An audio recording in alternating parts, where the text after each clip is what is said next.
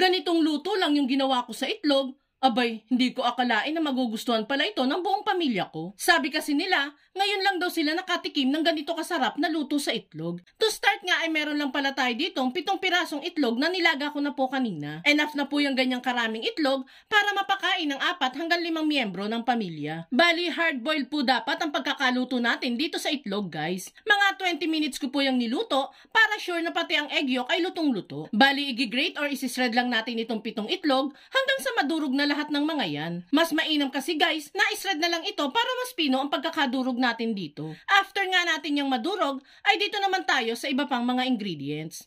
Bali, magpipino lang po tayo dyan ng ilang pirasong cloves ng bawang. Then, saka isunod ang sibuyas. Pinong hiwa din po ang gagawin natin dyan.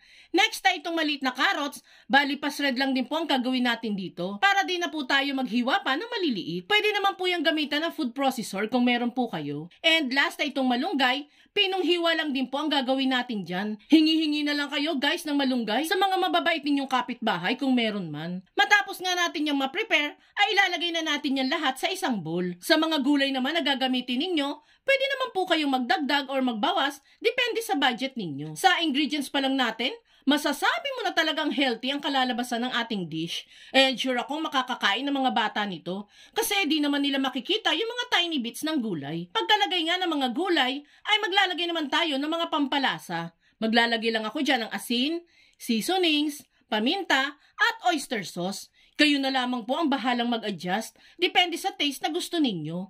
At kung nakaabot ka sa part ng video natin ito, it means na interesado ka sa itlog recipe na sinishare natin ngayon. At kung sakali pong magugustuhan mo ito, pwede po bang pakipusuan naman ang video natin?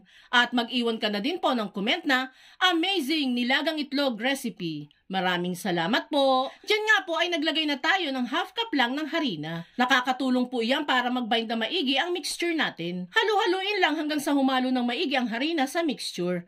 And once nga na mahalo na natin thoroughly ang mga sangkap, ay pwede na natin yang i-mold isa-isa. Gamitan lang natin yan ng sukatan para mas pantay-pantay po ang magagawa natin. Scoop lang tayo ng mixture, then saka ihulma sa kamay ng pabilog. Ulit-ulitin lang ang prosesong ito hanggang sa matapos tayo. Eto na nga yung mga nagawa nating egg balls. Medyo marami-rami din po, di ba? Proceed na tayo sa pagko-coat nitong mga egg balls. Bali, ko-coat lang naman natin yan sa harina, itlog at breadcrumbs. Isang itlog lang yan at isang maliit na pack ng breadcrumbs ang gagamitin natin dito. Enough na po yan para makoat natin ito lahat.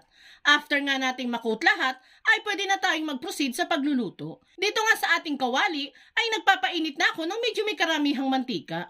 Mas maganda kasi ang kalalabasan nito kapag pa-deep fry po ang luto. Bali, nasa high heat po nakalagay ang apoy natin dito para mas mabilis maluto itong mga egg balls at hindi mababad sa mantika. Ang goal lang naman po kasi natin dito is maging golden brown lang ang outer layer nito. Lulutuin lang natin ito ng mga 5 to 6 minutes until golden brown. Yan guys! Oh, di ba? Ang ganda ng pagkakaluto natin sa mga egg balls. Kapag ganyan na nga, ay pwedeng-pwede na natin yang hanguin. And there you have it guys. Ready to serve na itong pinalevel up na luto sa itlog. Crunchy ang labas, malambot at malasa naman ang loob. Yan ang malalasahan mo sa ating ginawang egg balls. Tapos isasawsaw mo sa mayonnaise na may ketchup. Ay, panalo talaga.